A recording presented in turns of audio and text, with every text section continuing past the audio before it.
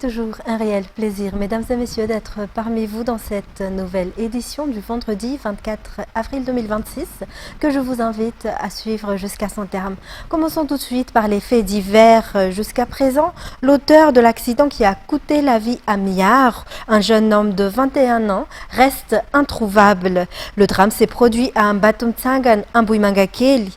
Désemparée, la famille lance un appel à témoins à toute personne susceptible de connaître le numéro du véhicule de type Starex impliqué dans l'accident. Les faits se sont déroulés le lundi de Pâques dernier, aux alentours de 18h30.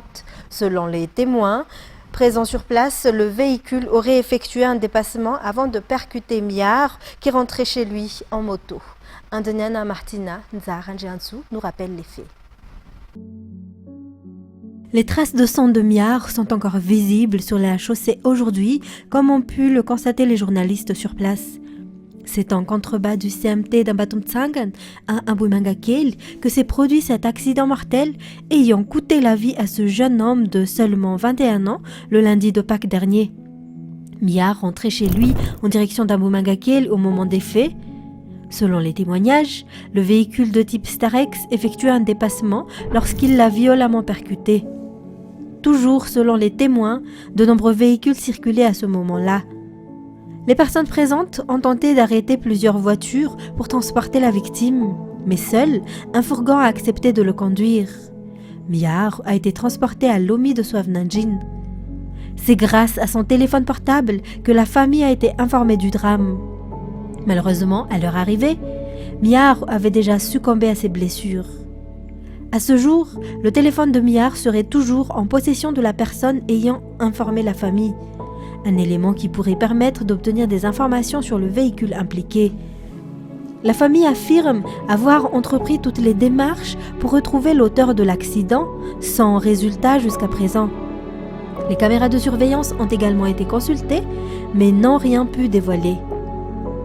Désespérée, la famille renouvelle son appel à témoins afin d'identifier le conducteur responsable. Miyar était à la fois l'aîné et le fils unique de sa famille. Sa disparition, survenue un jour de fête, a été un choc immense pour ses proches qui espèrent désormais que la vérité éclate. Jeune engagé dans la vie sociale, Miyar était connu de nombreux jeunes de son quartier à Mbuimangakeli. La famille assure que toute information concernant le véhicule Starex impliqué restera strictement confidentielle.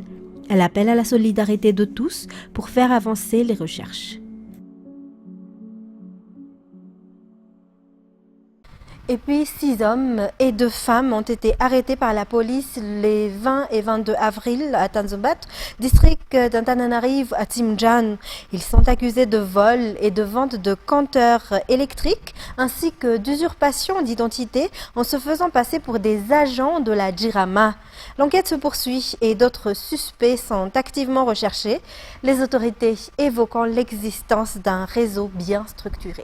Felana Rakutarsul. Une première arrestation a eu lieu à Mbuimangakeli Tanzombat à la suite d'une enquête sur un vol de compteur Jirama survenu le 17 avril 2026. Après avoir reçu des plaintes, la police a mené des investigations approfondies pour démanteler un réseau de malfaiteurs opérant dans le secteur et volant des compteurs électriques. Parmi les cas signalés, un ménage d'Mbuimangakeli a été victime d'un cambriolage. Un individu s'est introduit discrètement dans la maison pour y dérober le compteur. Le suspect interpellé a reconnu les faits et a dénoncé 2 complices. L'enquête a permis d'identifier les receleurs et revendeurs des objets volés. L'un des complices a été arrêté le lundi 20 avril à Kadmbaok. Il prétendait être un revendeur et installateur de compteurs, se faisant passer pour un agent de la Jirama. Un compteur a été retrouvé à son domicile lors de son arrestation. Les recherches menées en collaboration avec les responsables de la Jirama ont permis d'identifier d'autres receleurs à Mbatrouk. 2 femmes ont ainsi été arrêtées sur place les 20 et 22 avril. Par ailleurs, 2 autres hommes impliqués dans cette affaire ont également été placés en garde à vue pour les besoins de l'enquête. La police nationale appelle la population à signaler tout acte suspect et à porter plainte afin de prévenir ce type de délit. Et les problèmes fonciers reviennent sans cesse et persistent tout au long de l'année à Madagascar. À chaque changement de régime, la gestion foncière évolue également, ce qui complique davantage la résolution de ces difficultés. Face à cette situation, une concertation sera organisée par la société civile afin de rechercher des solutions aux problématiques foncières. Elle se tiendra les lundis 27 et mardi 28 avril prochain. Ratraman Zatouf sur les images de Nzar Ranjansu. Jusqu'à présent, Madagascar ne dispose pas encore d'une politique claire en matière d'attribution des terres selon la société civile CIF, la plateforme pour le foncier. Près de 70% des Malagasy accèdent à la terre par héritage. Or, si ce mode d'acquisition reste dominant, il pourrait engendrer des graves problèmes dans les 50 prochaines années. En effet, avec l'augmentation du nombre d'héritiers, les parcelles deviennent de plus en plus réduites, limitant l'accès équitable à la terre. D'après les plaintes reçues par le CIF, les litiges fonciers à Madagascar reposent principalement sur 3 grandes problématiques. Face à ces difficultés récurrentes, la société civile a déjà engagé des démarches pour trouver des solutions. Elle prévoit désormais d'organiser une concertation et une consultation publique à Anjanarive les lundis 27 et mardi 28 avril prochains. Cette rencontre réunira des organisations de la société civile ainsi que des citoyens. 5 thématiques seront au cœur des discussions durant ces 2 jours. Par ailleurs, des conseils seront également proposés aux citoyens confrontés à des problèmes fonciers durant cet événement. Les recommandations issues de cette concertation seront ensuite transmises au ministère de tutelle selon le coordinateur national du CIF. En économie, un secteur d'activité permettant de bien vivre et offrant encore de larges débouchés commerciaux, c'est ainsi qu'une coopérative œuvrant dans l'agriculture et de l'élevage décrit la filière avicole. Cette activité figure parmi celles pour lesquelles des formations et des accompagnements sont proposés aux agriculteurs du district d'Avarajan dans le cadre de la foire paysanne qui se tient à Nusiavarach jusqu'à demain. Respectant les recommandations des professionnels du secteur, un éleveur peut produire des poulets en 40 à 45 jours. Le marché reste encore largement ouvert pour l'écoulement des produits selon les explications du responsable.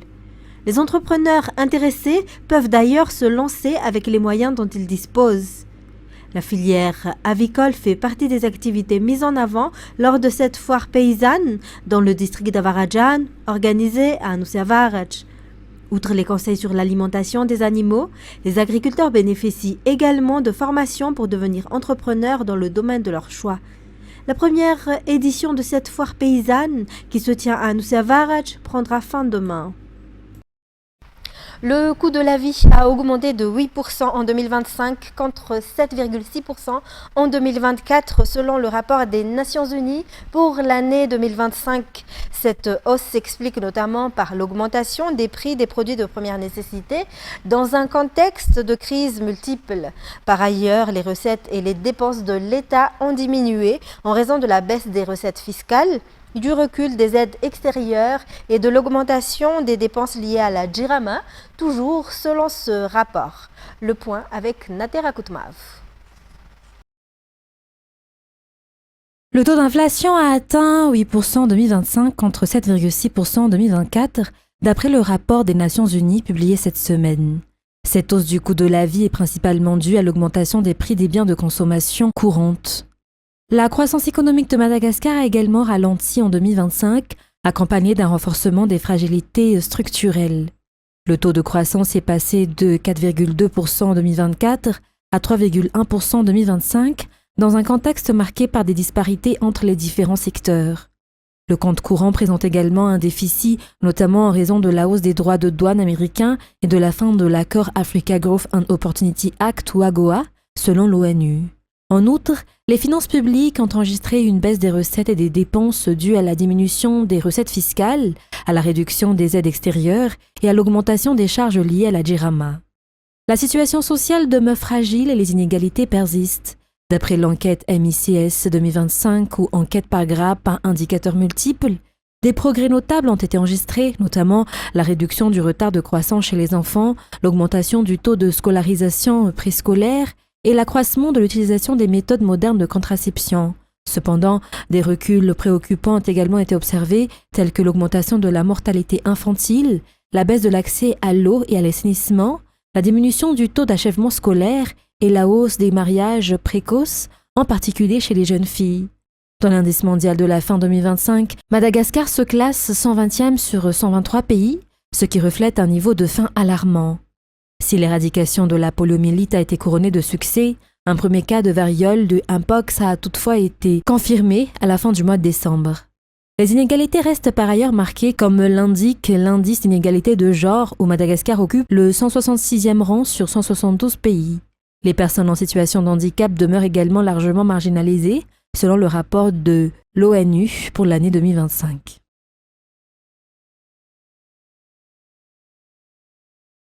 Et 60,5% des entreprises créées au cours des 20 dernières années sont détenues par des Malagasy, selon les données de l'EDBM. Les Chinois et les Français suivent. Le secteur des services arrive en tête des entreprises créées, suivi du TIC. Les détails. Le secteur tertiaire occupe la première place parmi les 24 799 entreprises formelles recensées à Madagascar, d'après les données de l'EDBM. 6 828 entreprises évoluent dans les services, soit 27,4%. Elles sont suivies par l'éthique avec 3 050 entreprises, soit 12,3%. Les investissements restent encore faibles dans les secteurs secondaires. 8,7% des entreprises opèrent dans l'agribusiness et 6,2% dans les textiles et l'habillement. Depuis 2021, la création d'entreprises formelles connaît un essor, notamment grâce aux mesures favorisant l'entrepreneuriat des jeunes à cette période. En 2024, 1654 entreprises ont été créées, contre environ 1000 par an depuis 2021. Concernant les promoteurs d'entreprises, les Malagasy représentent 60,5% des créateurs. Ils sont suivis par les Chinois, 11,7%, les Français 10,7%, les Indiens 4,1% et les Mauriciens 2,4%. Et puis, le Conseil des ministres a décidé hier de prolonger l'état d'urgence énergétique à travers un nouveau décret. Selon une source, les mesures appliquées restent les mêmes que lors de la première période, notamment pour une durée de 15 jours, conformément à la loi sur les situations d'exception. Cet état d'urgence inclut également la suspension du mécanisme d'ajustement automatique des prix des carburants. Concrètement, le gouvernement peut soit maintenir les prix à la pompe, soit dépasser le plafond habituel de 200 arrières lors des révisions. Pour rappel, cette mesure avait été instaurée face à une crise énergétique marquée, liée notamment aux perturbations de l'approvisionnement à l'échelle nationale en raison du conflit au Moyen-Orient, selon le communiqué lors de la précédente état d'urgence énergétique. C'est ce qui nous conduit aux actualités internationales. Le Liban et Israël ont prolongé de 3 semaines leur cessez-le-feu qui devait expirer le 26 avril, a annoncé Donald Trump à l'issue d'une réunion à Washington, le président américain voyant même une bonne chance d'accord de paix d'ici la fin de l'année entre les deux pays. France 24. C'est entouré d'ambassadeurs et de membres de son gouvernement que Donald Trump prend la parole à l'issue d'une réunion préparatoire aux pourparlers entre le Liban et Israël. Nous avons eu une excellente réunion avec les très hauts responsables du Liban et les très hauts responsables d'Israël. Ils ont accepté 3 semaines supplémentaires de cessez-le-feu, je suppose, sans aucun tir supplémentaire. Une première réunion avait déjà eu lieu à Washington le 14 avril dernier, la première depuis 1993. Les États-Unis avaient imposé une trêve de 10 jours qui arrivait à expiration dimanche soir. Donald Trump, qui se pose en grand négociateur, affirme qu'un accord de paix entre Israël et le Liban est possible dès cette année. Il s'attend même à une rencontre entre les deux dirigeants dans les semaines à venir pour instaurer une paix durable. Quand on regarde le Hezbollah, on voit que tout le monde semble s'unir contre lui. Ils sont donc tous deux très unis sur ce point. Et je pense qu'il y a de fortes chances d'instaurer la paix. Je pense même que ce sera facile. Mais loin du bureau ovale, la réalité sur le terrain est tout autre. Une frappe israélienne dans le sud du Liban a fait 3 morts jeudi selon le ministère libanais de la Santé. Le Hezbollah a lui annoncé avoir tiré des roquettes vers le nord d'Israël. Depuis 3 ans, la guerre fait rage au Soudan entre les forces armées du pays, l'armée régulière et un groupe de paramilitaires, les forces de soutien rapide, causant le déplacement de millions de Soudanais. La Libye est leur second pays d'accueil derrière le Tchad. À Koufra, au sud-est libyen, à 250 km de la frontière soudanaise, entre 40 000 et 60 000 migrants soudanais sont installés dans des campements ou dans des villes. Focus de France 24. Dans le campement de Krik, à Koufra, c'est une journée ordinaire pour Taïsir Zakaria Oumeina. Enceinte de 5 mois, elle prépare des ustensiles en feuilles de palme qu'elle va vendre autour d'elle. Ils sont entre 150 et 300 Soudanais à vivre sur place. L'idée de ce projet, fabriquer des balayettes, m'est venue alors que nous ramassions les saletés par terre. Une dame âgée s'est approchée avec des feuilles de palmier à la main. Elle nous a montré comment les transformer en balais traditionnels pour nettoyer plus efficacement. Ça me permet de gagner environ 100 dinars libyens. Au Soudan, mes conditions de vie étaient correctes, mais j'ai dû partir, il a fallu tout reconstruire ici. Donc je me suis dit, je fais ce petit projet. Dans sa cabane, elle prépare aussi des sacs de fruits secs et d'épices. Pour cette ancienne assistante sociale, ce genre de travail permet d'assurer un revenu pour elle et sa fille, en complément de celui de son mari, travailleur journalier en ville. Ils sont venus du Soudan l'année dernière, après un long périple à pied de 3 jours dans le désert. Je les achète 25 dinars le kilo.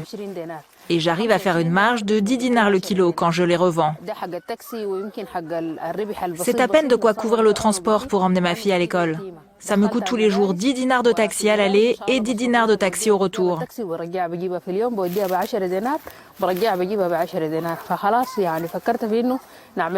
J'ai eu l'idée de faire ce projet pour couvrir les dépenses de ma fille et aussi d'autres frais par-ci par-là. Dès qu'on est arrivé ici, on a été confronté à la dure réalité des lieux. Mais on n'a pas vraiment d'autre choix, il faut savoir s'adapter. On arrive à s'en sortir, grâce à Dieu. Dans le campement, le provisoire est devenu permanent après 3 ans de guerre dont il ne voit pas la fin. On y trouve des vendeurs en tout genre, des cafés et même un magasin où Oumeina va faire charger son téléphone, faute d'électricité dans son cabanon. Comment allez-vous? Je viens chercher mon téléphone qui chargeait. Ça, c'est une carte que m'ont donnée les autorités libyennes lorsque je suis arrivée. Je peux circuler librement grâce à elle. Et ça, c'est une carte qu'on nous donne après avoir été dépisté pour plusieurs virus, afin de ne pas contaminer la population libyenne. Face à l'afflux de Soudanais ces 3 dernières années, les autorités de l'Est libyen ont mis en place un système bien rodé. À leur arrivée, les réfugiés doivent être testés négatifs au VIH, hépatite et tuberculose pour pouvoir être hébergés et travailler. Ils ont accès aux soins grâce à des ONG internationales, comme dans cette clinique. L'un des problèmes que nous avons, c'est qu'il y a beaucoup de femmes enceintes dans le campement. Donc il faut faire un suivi constant, parfois sans matériel. Là, nous venons de recevoir la machine à échographie portable, ce qui nous permet maintenant d'intervenir même dans les zones rurales. Mais cela reste compliqué et nous manquons aussi de contraceptifs pour les femmes dans certaines régions. International Medical Corps, l'une des seules ONG encore présentes sur place, a vu ses financements chuter suite aux politiques restrictives du président américain Donald Trump. L'ONG n'a pas encore de visibilité sur ses financements à venir, alors que Première Urgence Internationale a dû quitter les lieux après 9 ans sur place. La demande reste forte et le flux migratoire se poursuit. Actuellement, nous faisons face à des pénuries dans les pharmacies comme celle que vous voyez. Et les migrants peinent à obtenir les traitements nécessaires. En réalité, dès que les subventions diminuent, l'accès aux services de santé et aux médicaments se dégrade automatiquement. L'argent manque également pour les réfugiés. Dans le campement, les hommes tentent de gagner de quoi vivre. Là, j'aide à construire cette maison. Vous voyez, on a presque fini la porte. Le travail au Soudan était mieux. Ce que je gagne ici permet de subvenir à mes besoins et d'aider ma famille au Soudan. Si jamais la situation se stabilise, je retournerai dans mon pays. Mais d'autres, comme Hassan, 30 ans, doivent se contenter de l'aide distribuée. Sa maison, au Soudan, a été frappée par un bombardement en 2025. Après avoir passé 1 mois à l'hôpital, il a fui vers la Libye. J'étais à la maison, on venait de finir de dîner et un avion a lâché une bombe. Comme vous pouvez le voir, j'ai perdu mon bras et j'ai été blessé à la poitrine et à la jambe. Aujourd'hui, il peut difficilement trouver du travail. Je ne peux pas vraiment soulever quoi que ce soit. Donc le travail ouvrier, c'est compliqué, mais j'aimerais bien trouver un emploi. Pour ceux qui sortent du camp, il faut aller sur le rond-point principal de la ville, où chaque matin, des Libyens viennent recruter à la journée de la main-d'œuvre. Fares, 22 ans, attend avec ses amis. Il habite en centre-ville et doit payer un loyer et de la nourriture. Je travaille à la journée et je peux tout faire. Par exemple, quel type de travail vous pouvez faire? N'importe quel travail, soit un chantier, soit autre chose, je peux tout faire. J'attends ici parfois toute la journée et des fois je ne trouve pas de travail. Quelques minutes après notre entretien, un Libyen s'arrête pour lui proposer un travail. Je suis content, j'ai trouvé un travail pour la journée. C'est quoi le travail que vous venez de trouver? Je vais décharger les briques du camion. Les milliers de Soudanais réfugiés à Koufra tentent de recréer un semblant de quotidien entre la ville et les 8 campements, malgré leur situation précaire. Depuis début janvier, les Libyens ont ouvert les écoles l'après-midi pour permettre aux enfants soudanais de reprendre leur scolarité, alors qu'au Darfour, le conflit s'éternise. Et pour terminer, les actionnaires de Warner Bros. Discovery ont voté majoritairement en faveur du rachat du groupe de médias américains par son concurrent Paramount Skydda, annonce lors d'une assemblée générale extraordinaire en ligne. France 24. Paramount Skydance s'approche encore un peu plus de l'acquisition de Warner Bros. Discovery. Les actionnaires ont voté pour une offre publique d'achat hostile, évaluée à 110 milliards de dollars, dettes comprises. L'approbation des actionnaires aujourd'hui marque une nouvelle étape vers la conclusion de cette transaction historique qui apportera une valeur exceptionnelle à nos actionnaires. Nous continuerons à travailler avec Paramount pour mener à bien les dernières étapes de ce processus qui donnera naissance à une société de médias et de divertissement de nouvelle génération, leader sur le marché. C'est un revirement pour Warner qui a passé des mois à rejeter les offres de Paramount, préférant les propositions de Netflix. Paramount a tellement enchéri que le géant du streaming a jeté l'éponge. Si le contrat est signé, il pourrait transformer Hollywood et le paysage médiatique américain. La nouvelle société prendrait en effet le contrôle de grandes franchises de films et des chaînes d'information CBS et CNN. Le patron de Paramount, David Ellison, affirme que les consommateurs auraient ainsi accès à davantage de contenu et promet aux réalisateurs de produire 30 films par an avec 45 jours exclusivement en salle avant la diffusion en streaming. Mais la liberté éditoriale après une fusion est remise en question. Paramount a financé une grande partie de l'offre grâce à 3 fonds souverains des pays du Golfe et David est le fils de Larry Ellison, un proche de Donald Trump. Cette consolidation va redéfinir les histoires qui seront racontées, celles que notre public sera autorisé à entendre et à voir. Elle aura une influence sans précédent sur le discours public et les messages politiques. Nous appelons les procureurs généraux dans tout le pays à bloquer cette fusion, à protéger les emplois, à protéger les voix indépendantes et à protéger la capacité de création américaine. Warner veut finaliser la transaction au 3e trimestre, mais la société doit encore convaincre les autorités de régulation aux États-Unis. Mesdames et messieurs, c'est ainsi que s'achève cette édition. Merci à vous de l'avoir suivi. Au revoir et bon vendredi à tous.